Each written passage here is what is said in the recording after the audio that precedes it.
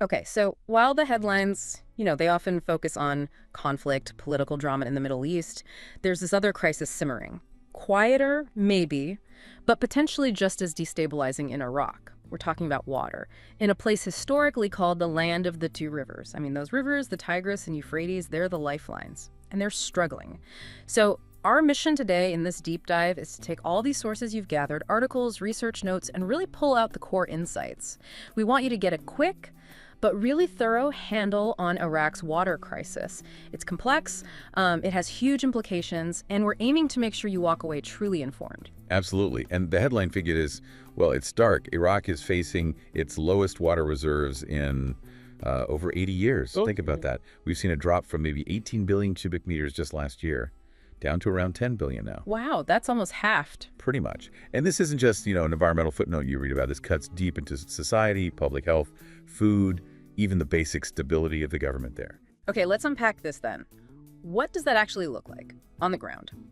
For ordinary Iraqis, when the land of the two rivers starts, well, drying up. Well, the impacts are incredibly visible, and they're devastating. You look at Dhi Qar, for example, down south along the Euphrates, we're seeing reports of over 10,000 families displaced, just forced to leave because the rivers are shrinking, the marshes are drying out. 10,000 families, that's a huge number. Are these people just moving temporarily, or is this looking more permanent? It really points toward a more permanent shift, unfortunately. It's an exodus driven purely by the lack of water from land that sustained people for, well, millennia. And displacement is just one piece, right? Exactly. It connects directly to public health crises. Take Basra. The water is becoming more saline, more polluted. This leads to spikes in water-related illnesses. And we've seen this before. You might remember the huge crisis back in 2018. Hundreds of thousands hospitalized. Yeah, I do remember that. Terrible situation. And it shows this recurring vulnerability. It's happening again. And of course, this fuels social unrest. You have people in different cities protesting. Some haven't had reliable water for over a month. They're demanding solutions, and the government seems unable to deliver. So people are literally taking to the streets over water access. They are. And then there's food security. Just this past summer, summer 2025, the Minister of Water Resources had to announce they were suspending the September farming plans. That includes crucial crops like wheat, all because of the severe water shortages. So no wheat planting. That's not just a bad harvest. That's threatening the ability to feed the nation itself. Precisely. It's a direct threat. Wow, so you've got this awful mix, people forced from their homes, health emergencies flaring up again, social unrest, and now a direct hit to the food supply. It paints a picture of a country under immense strain, doesn't it? So far from that image of the fertile land of the two rivers. It really does. Yeah. And while climate change, less rain, higher temperatures is definitely part of the global picture, Iraq's specific crisis is really amplified. It's compounded by pressures from outside its borders and, crucially, by its own internal problems, too. Right. And here's where it gets really interesting, I think. These upstream pressures. How actions beyond Iraq's borders are hitting its water supply so hard. Yes, the role of neighbors is absolutely critical. Let's start with Turkey. They have the Southeastern Anatolia Project, the GAP project.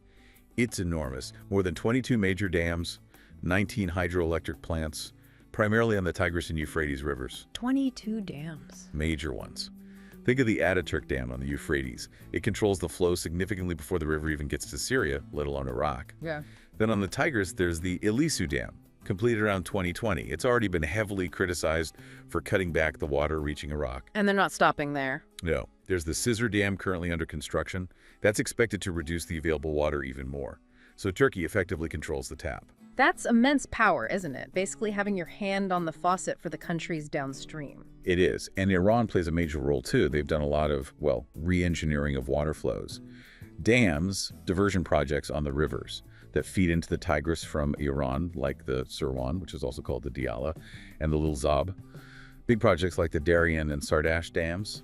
Plus, these diversion tunnels, they redirect water, mostly for Iran's own farming and hydropower needs. Okay, so Turkey upstream on the main rivers, Iran diverting the tributaries. What about Syria? Syria's role is maybe more limited, but it's still significant. They have the Topko Dam on the Euphrates, which also regulates the flow before it finally gets into Iraq. So Iraq is caught in the middle, dealing with reduced flows from multiple directions. Diplomatically, that sounds incredibly challenging. Extremely. Our sources mention agreements, memoranda. but they're non-binding. Seems like they aren't really enforced. That's the core problem. They exist on paper, but lack teeth. Upstream countries, particularly Turkey and Iran, tend to exploit Iraq's, its internal political instability and fragmentation. Right, like the example of Turkey often not sticking to that 1987 agreement with Syria about water releasing less than agreed. Exactly. That pattern repeats with Iraq. There's an imbalance of power, certainly, but it's also about how a nation's internal weakness can be leveraged by others. Water becomes a geopolitical tool. A vital resource turned into leverage. That really highlights the stakes. It absolutely does. And this ties directly into Iraq's own domestic failings. The crisis isn't just external pressure. It's made much, much worse by internal neglect. Okay, so let's shift focus inward then. What about Iraq's own management? The sources seem to point towards some pretty clear patterns of failure here. Yes, you can really see three interconnected issues.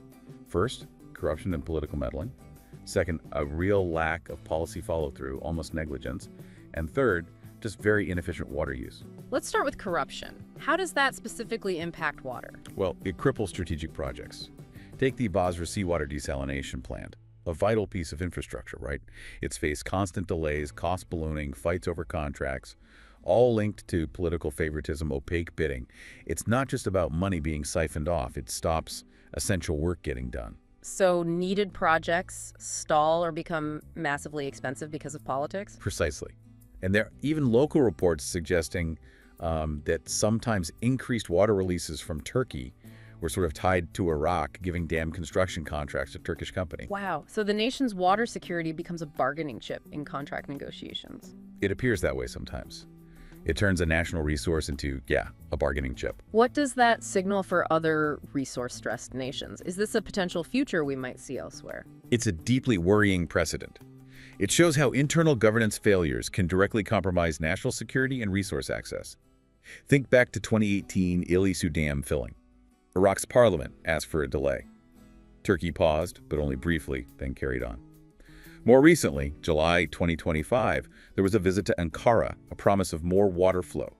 But experts warned it probably wouldn't last past August. There's just no sustained institutional follow-up inside Iraq to hold them to account. So it's crisis management, not strategy. Reacting when things get desperate, but no long-term plan that sticks. That's a good way to put it, which leads to the second point.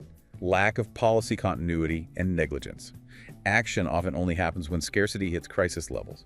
The recent announcement about building 10 rainwater harvesting dams or pushing the Basra desalination project again, these are responses to dire situations. Better late than never, maybe, but... But historically, big initiatives like these often stall or get bogged down for years. There's no consistent push. And finally, there's the sheer inefficiency of water use within Iraq. How bad is it? Well, much of the irrigation network is old, dates back to the 70s and 80s. It operates at maybe 60% efficiency. Huge amounts of water are lost through things like old-fashioned flood irrigation, unlined canals just seeping water away. And this hasn't been fixed despite, years of significant oil revenues. Sadly, no. Corruption, bad oversight, lack of coordination between different ministries on using water-saving tech, political patronage deciding where investment goes, it all means little modernization has actually happened on the ground. So all these internal weaknesses, the corruption, the stop-start policies, the inefficiency, they basically leave Iraq powerless. Pretty much. They undermine Iraq's leverage and credibility when trying to negotiate with neighbors. Upstream countries can exploit these internal divisions because they know Baghdad's political focus is often fragmented, short-term. There isn't that unified long-term water strategy needed to push back effectively. It's a grim picture, which inevitably leads to the question, what can actually be done? The sources must outline some potential paths forward, right? Reforms needed both inside Iraq and regionally. Yes, there are recommendations. Domestically, a key step would be setting up a dedicated national body for water diplomacy. Something with a clear mandate to handle negotiations, monitor the water flows, and crucially, coordinate between all the different players' ministries, regional governorates, even the Kurdistan region. So getting everyone on the same page internally first. Exactly. And then tackling that infrastructure problem.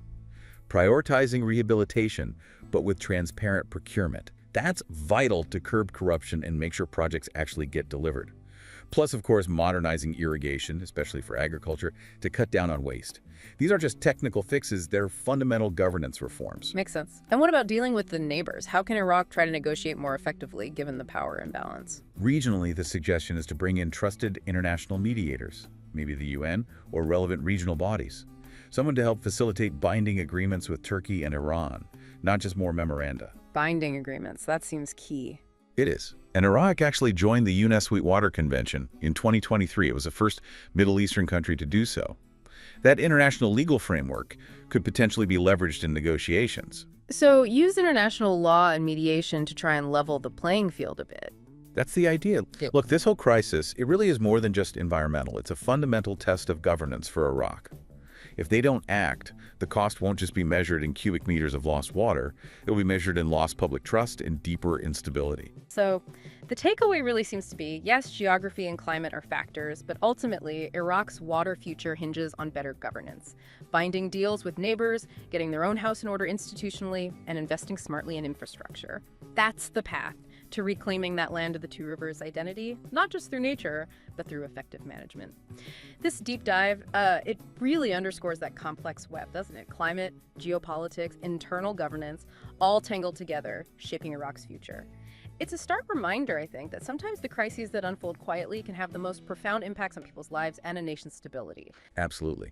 And it leaves us with a thought, perhaps for you, the listener, to consider. We mentioned the 2018 Basra crisis, how environmental neglect, polluted water, quickly spiraled into a public health emergency and deep political distrust. This current, broader water crisis really highlights how fundamental things like access to clean water are completely tied to national stability and people's faith in their leaders. So the question to ponder is, what other issues out there, maybe issues we currently frame as purely environmental, might actually be ticking time bombs, tests of governance in disguise, just waiting to erupt if they continue to be neglected? That's a powerful question to end on. It really shows how looking closely at one specific crisis, like we did today, can shine a light on much bigger global challenges. And it definitely highlights why staying well-informed is so critical.